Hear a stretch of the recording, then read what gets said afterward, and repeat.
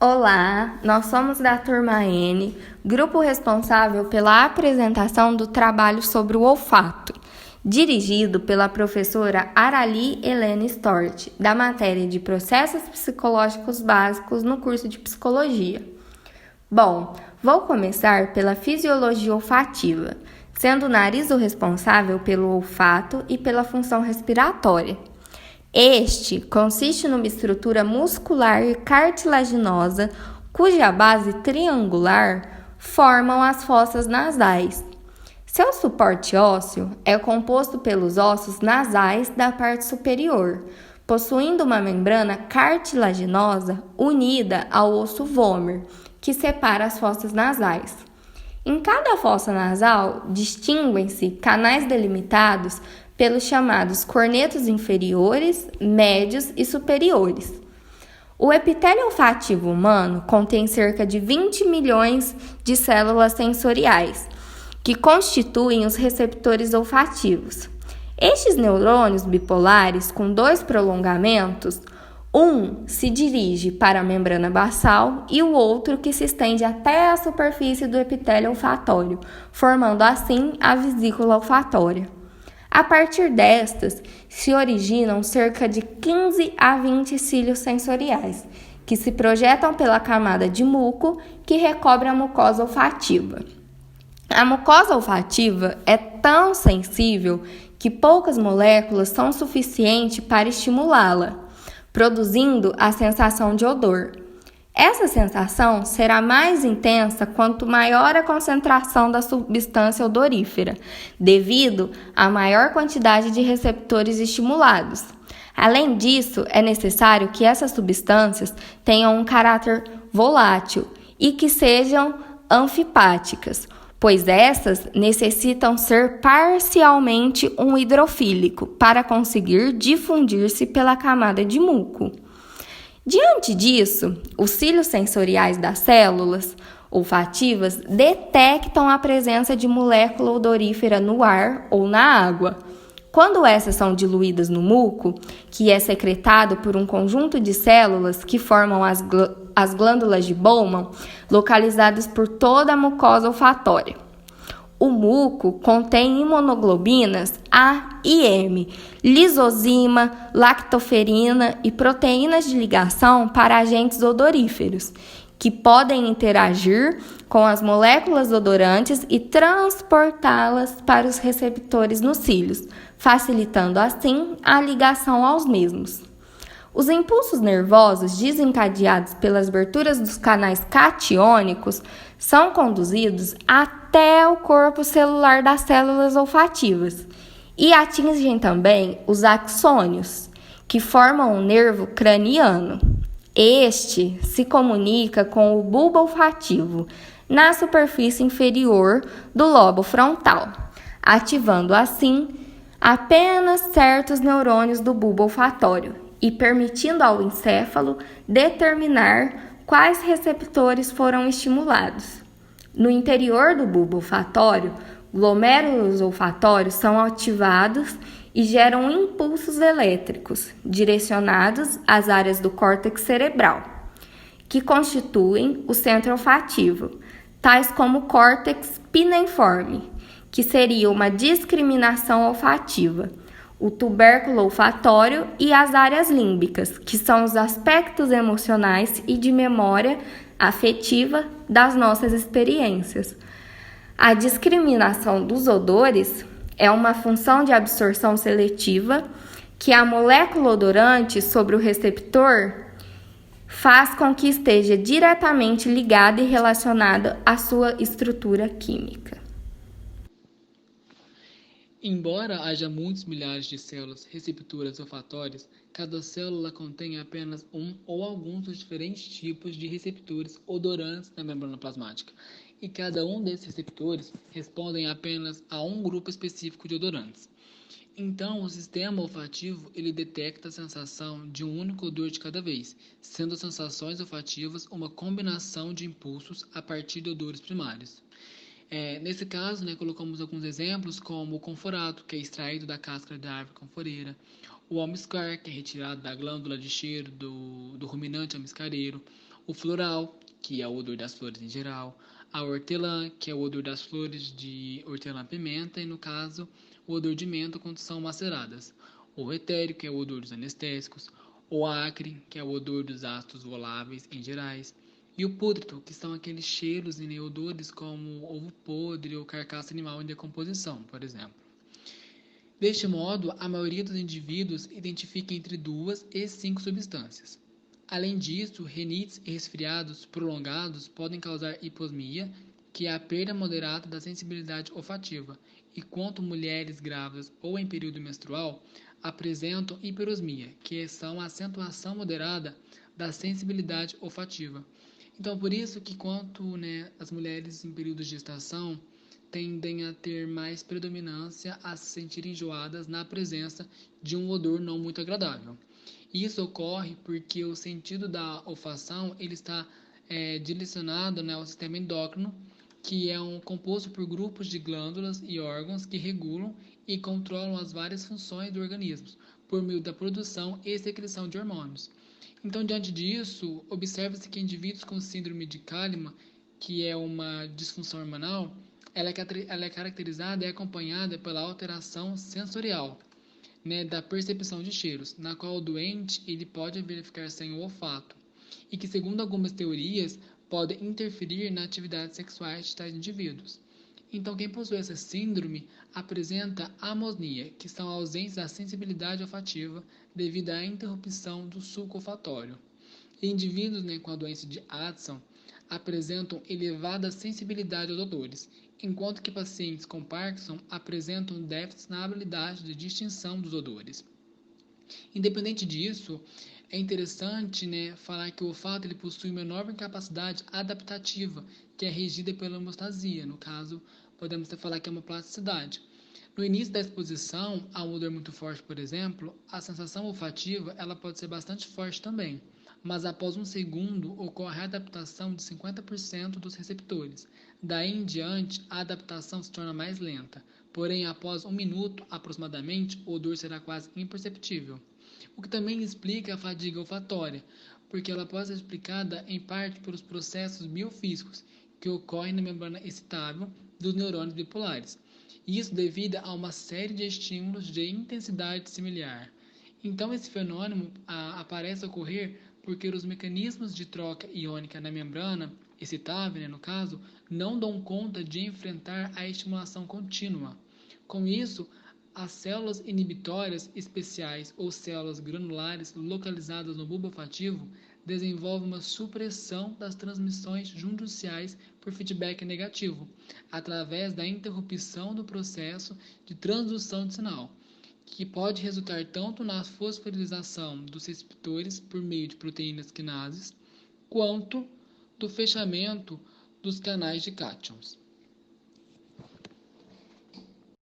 Sabe-se que a sensação é a capacidade de decodificação dos estímulos físicos e químicos presentes no ambiente. Sobre a dinâmica da sensação e da percepção no domínio sensorial do olfato, os estímulos físicos são substâncias voláteis que podem evaporar e ser carregadas pelo ar, e os estímulos químicos odorantes são dissolvidos em fluidos, especificamente o muco do nariz.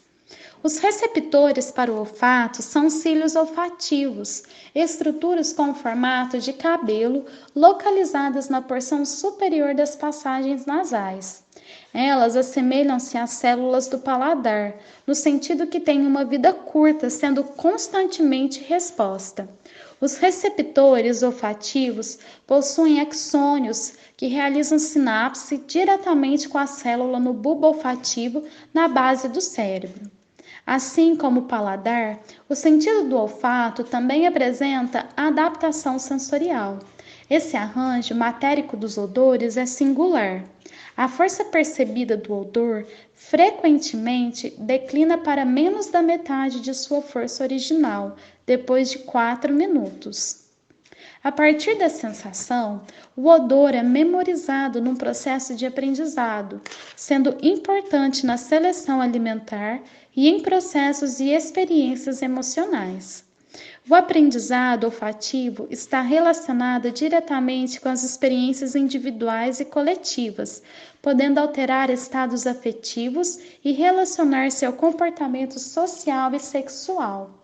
Assim, memórias evocadas também de odores são distintas de outras, em razão da sua grande potência emocional.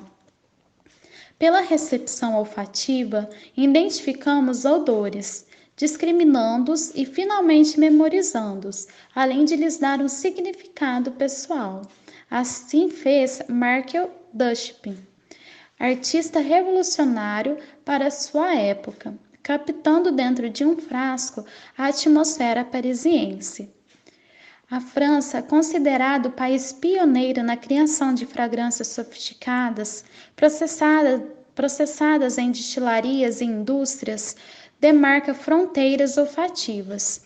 E Paris, cidade-luz, teve seu cheiro difundido pelo ar, sentido pelo artista e transportado de maneira mágica, conforme representado na obra Art de Paris, em 1919.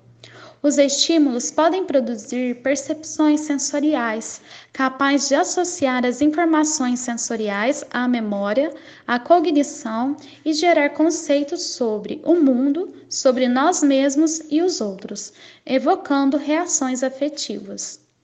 Sabe-se que o estímulo de um produto não decorre apenas de uma apreciação subjetiva, mas baseia-se também em estudo de hábito dos indivíduos.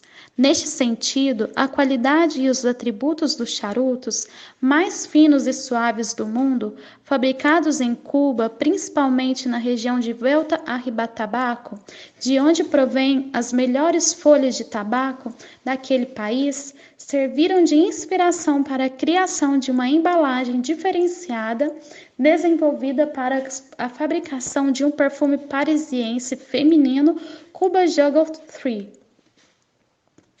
O inconsciente psicofisiológico compreende tudo o que entra na composição das percepções sensíveis, sem ser notado pelo eu. Só o resultado, a percepção, é consciente.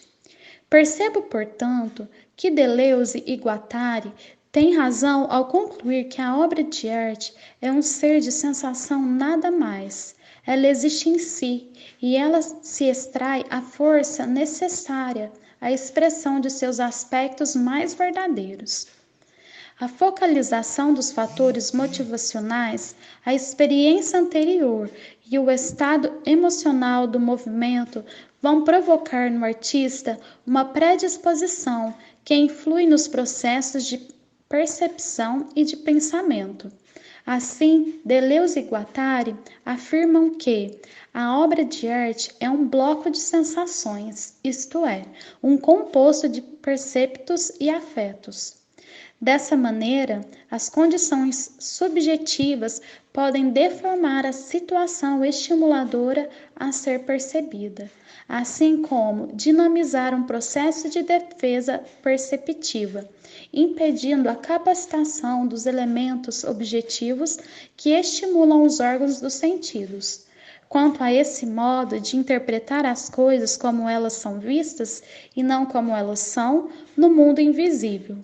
Neste sentido, Deleuze e Guattari revelam que o artista acrescenta sempre novas variedades ao mundo.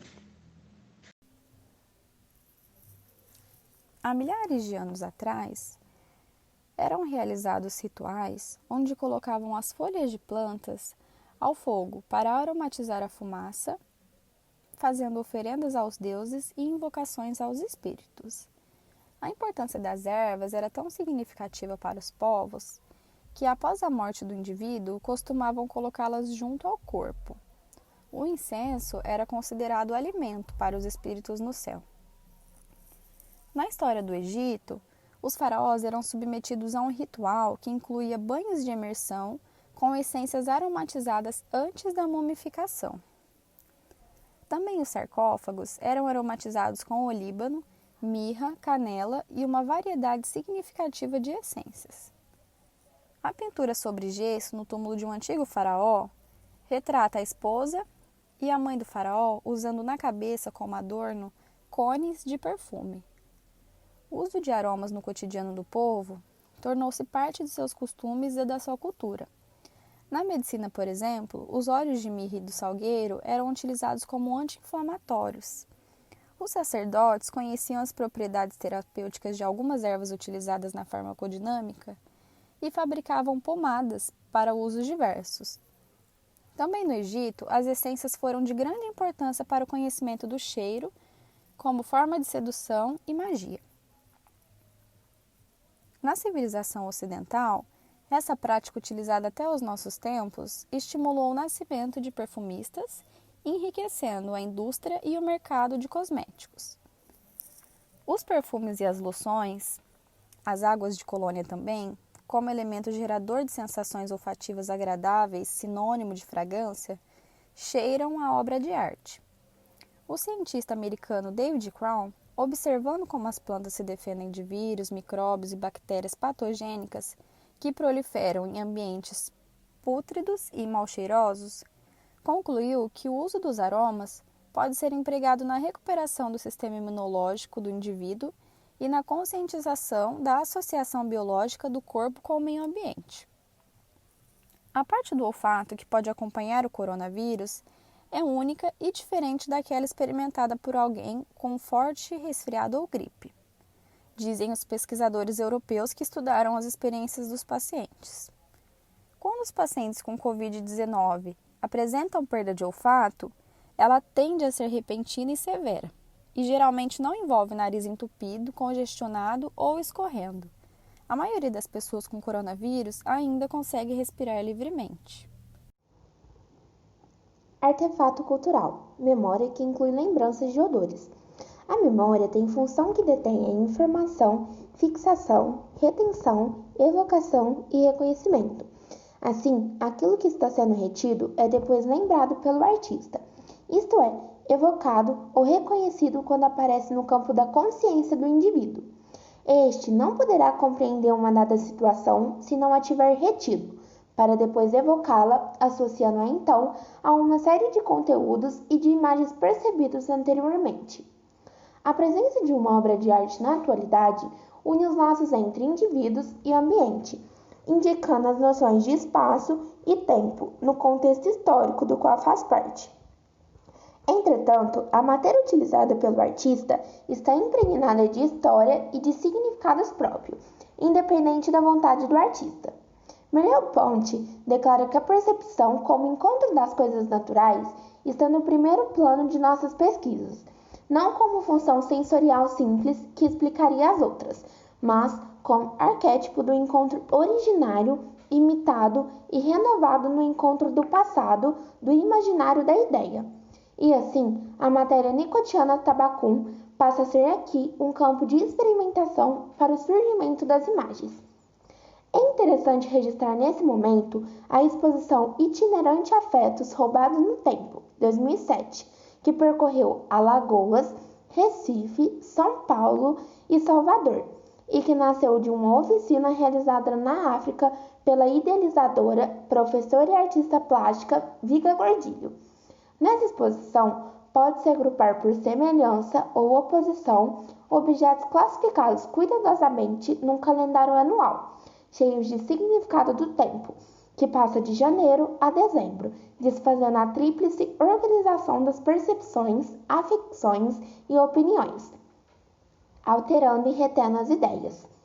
Registraram-se memórias de experiências acompanhadas de emoção, de prazer ou de sentimentos agradáveis, fixados e artisticamente colocados para reproduzir facilmente segredos que não revelam, mas existem e dão forças que animam a pessoa, levando iniciativa de realizar seu processo de construção social, cultural e espiritual.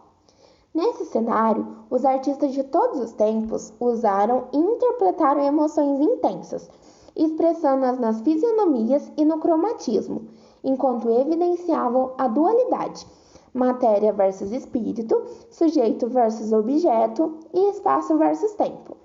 O entrelaçamento desses elementos fundindo-se como destino do homem, liberdade e necessidade, tendo como seu objeto de criação a matéria, uma entidade física que necessita de um meio material para se programar e para manter sua identidade. Abordar o corpo em arte é construir um esquema baseado na psicologia.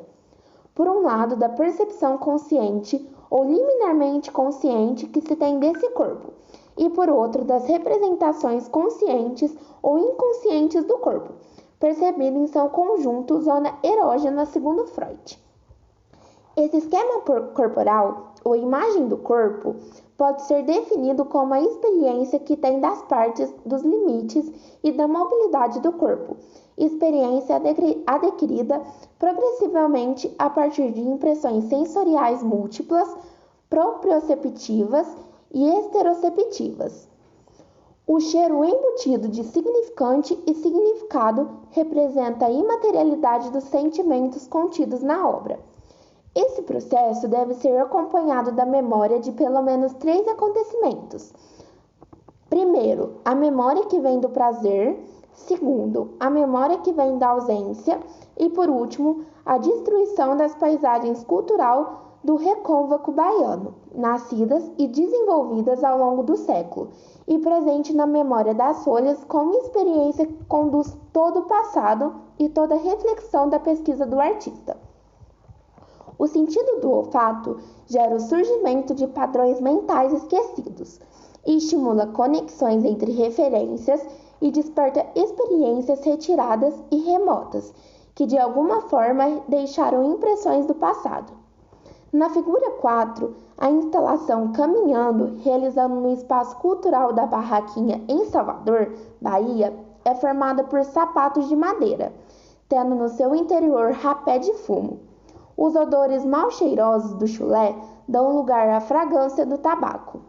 A percepção sensorial é a interpretação dos estímulos na vida do artista.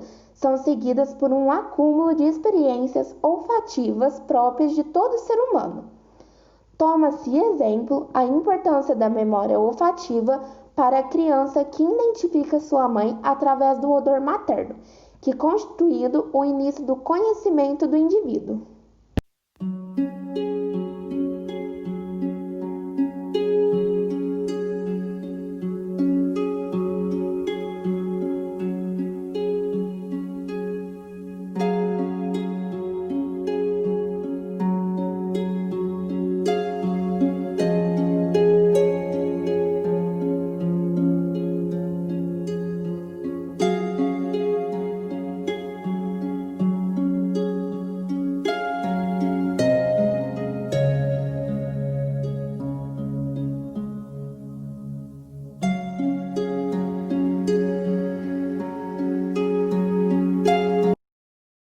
Olá, turma! Olá, professora! Tudo bem com vocês? Eu sou a Ana Júlia e vim exemplificar para vocês um pouquinho do que a gente já falou durante toda a nossa apresentação.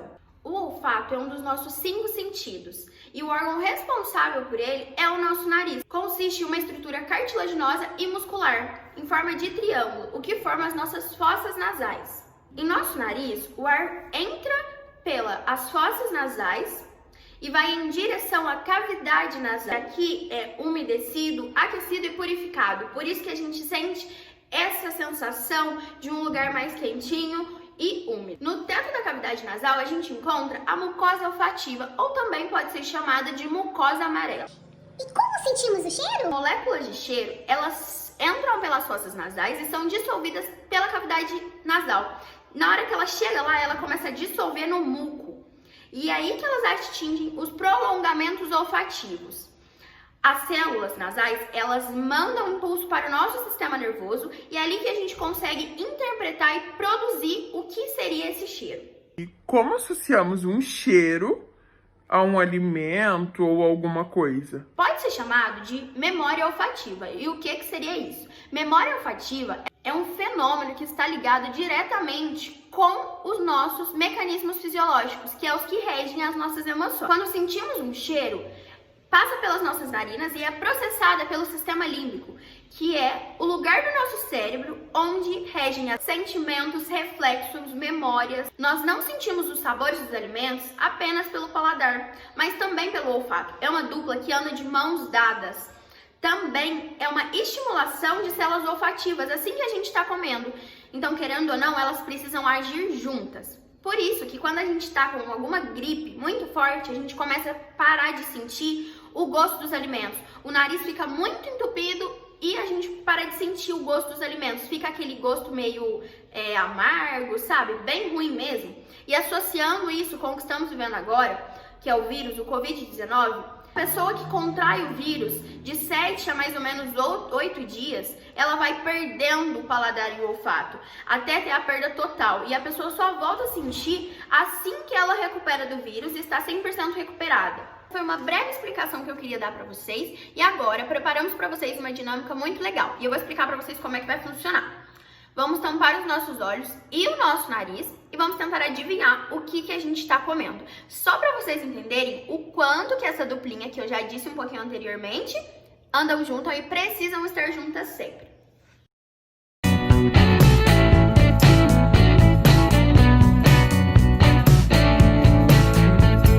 Gente, então peguei aqui um tapa-olho de dormir mesmo, um tecidinho só pra mim pôr ele um pouquinho mais embaixo pra tampar o nariz.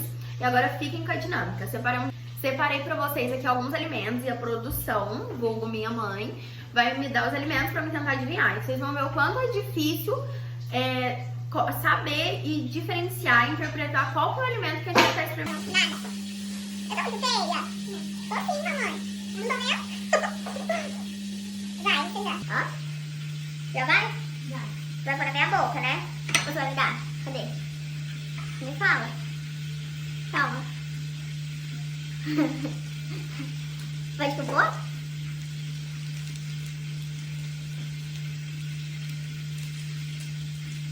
Não tô sentindo gosto de nada. Que estranho. Nossa.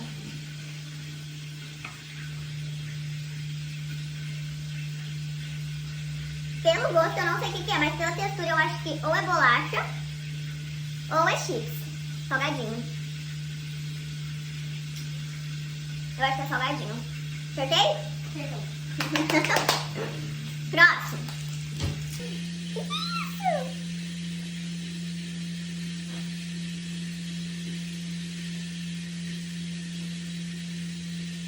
Nossa, eu não sei o que é isso não, mas é ruim.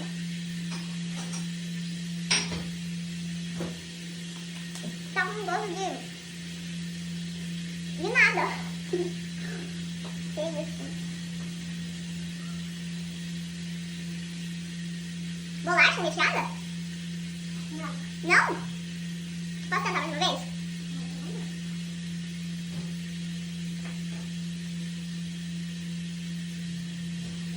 Nossa, não sei. Mas não é bom. Não gostei. Não sei o que é. É barra de chocolate. Nossa, não gostei. Achei ruim. Próximo. Ah, que isso? É com a mão mesmo? Que é isso? É gelado.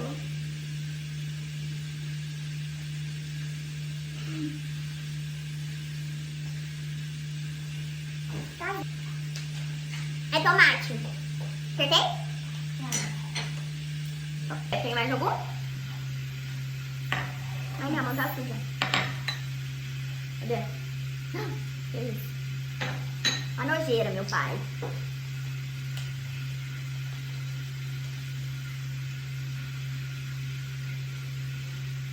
Parece feijão.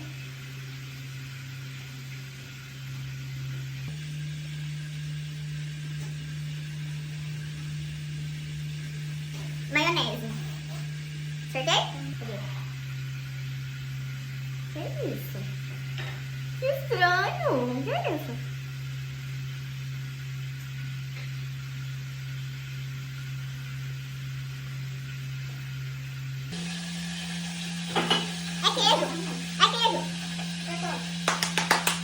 Gente, eu trouxe meu pai também pra fazer o teste, pra vocês verem que realmente funciona, tá?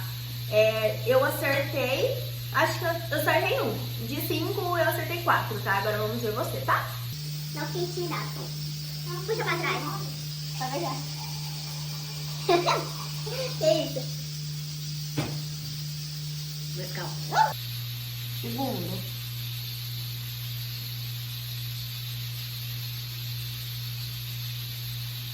Maionese. Maionese?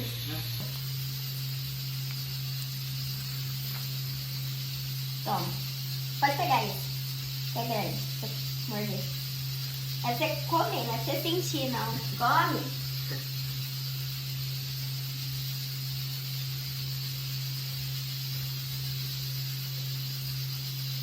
Você sabe? É aquele negócio.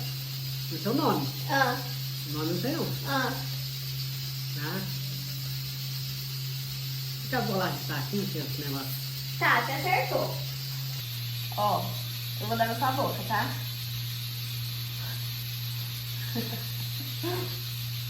Esse você vai acertar pela textura, né? Batata palha. Batata palha. Mas tem uns, gente, que é pela textura que a gente sente. Não é nem... É pelo, sabe? Não é nem pelo gosto. Abre a boca?